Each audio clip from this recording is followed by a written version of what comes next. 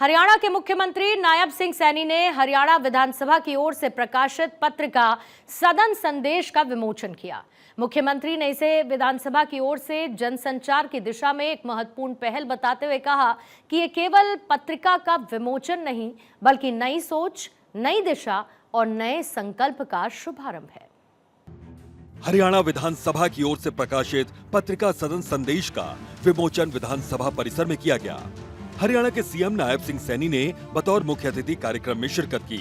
विधानसभा परिसर में हुए इस कार्यक्रम में विधानसभा अध्यक्ष हरविंद्र कल्याण, संसदीय कार्य मंत्री महिपाल ढांडा, विधानसभा उपाध्यक्ष डॉक्टर कृष्णलाल मिड्ढा, विधायक बीबी बत्रा समेत मंत्रीगण, विधायकगण और अधिकारीगण मौजूद रहे। इस मौके पर सीएम सैनी ने इसे जन संचार की दिशा में महत्वपूर्ण पहल बताया।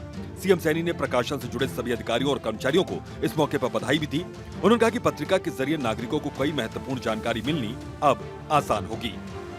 आज की ये जो पत्रिका का विमोचन हो रहा है,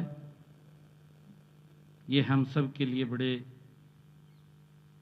खुशी और गौरव की बात है। ये पत्रिका का एक आज विमोचन नहीं है, बल्कि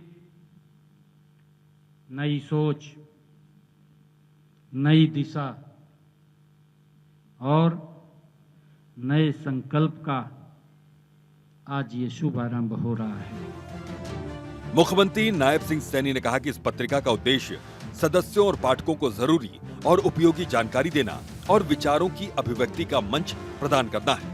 यह पत्रिका हमारे लोकतांत्रिक मूल्यों, विधायी परंपराओं और सदन की गरिमा को नई ऊर्जा देने का एक सशक्त माध्यम बनेगी। साथियों, इस पत्रिका का उद्देश्य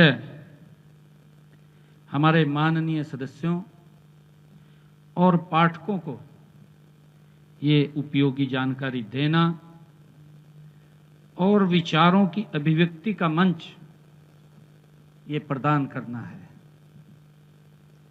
क्योंकि आमजन इस पत्रिका के माध्यम से कि हमारे विधानसभा की क्या क्या गतिविधियां हैं, उसकी सीधी जानकारी उसके साथ जोड़ना इस सदन संदेश का ये महत्वपूर्ण कार्य है। भारतीय लोकतंत्र की तारीफ करते हुए सीएम सैनी ने कहा कि हमारा लोकतंत्र विश्व का सबसे बड़ा और जीवंत लोकतंत्र है। इसकी असल ताकत केवल चुनावों में नहीं, बल्कि उस भरोसे में भी मौजूद है जो जनता अपने प्रतिनिधियों पर करती आई है। जब एक आम नागरिक मतदान करता है तो वो अपने सपनों, उम्मीदों और भरोसे को अपने जनप्रतिनिधि के हाथों में सौंपता है। ऐसे जनता का विश्वास बनाए रखना हम सबकी सामूहिक जिम्मेदारी है। जब एक आम नागरिक मतदान करता है तो वह अपने सपनों, उम्मीदों और भरोसे को अपने जनप्रतिनिधि के हाथों में वो सौंपता है।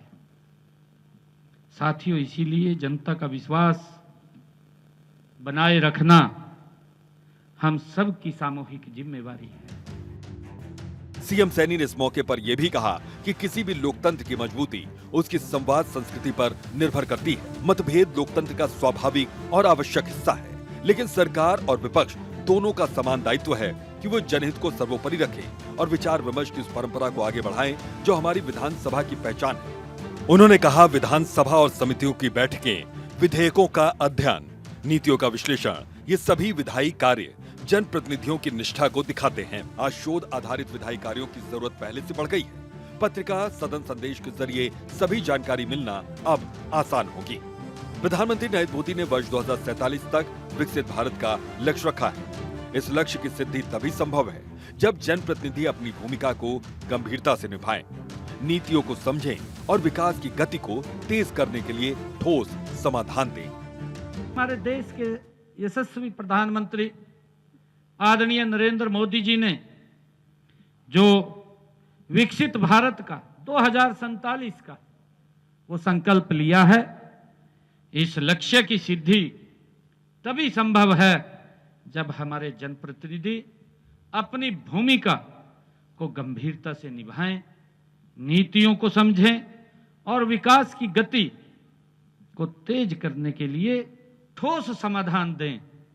तब ये हम आगे बढ़ सकते हैं।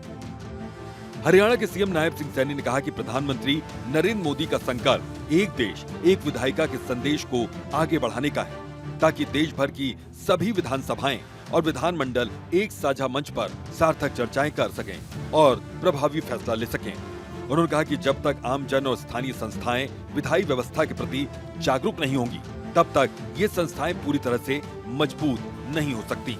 यह पत्रिका जनता को ऐसी कई जानकारियां उपलब्ध करवाएगी कि पंचायत, स्थानीय निकाय, विधानसभा और लोकसभा की क्या-क्या भूमिकाएं और दायित्व हैं, जिससे सभी संस्थाओं को और अधिक सशक्त बनाने में मदद मिल सकेगी। चंडीगढ़ से डॉक्टर थानेश्वर शर्मा की रिपोर्ट।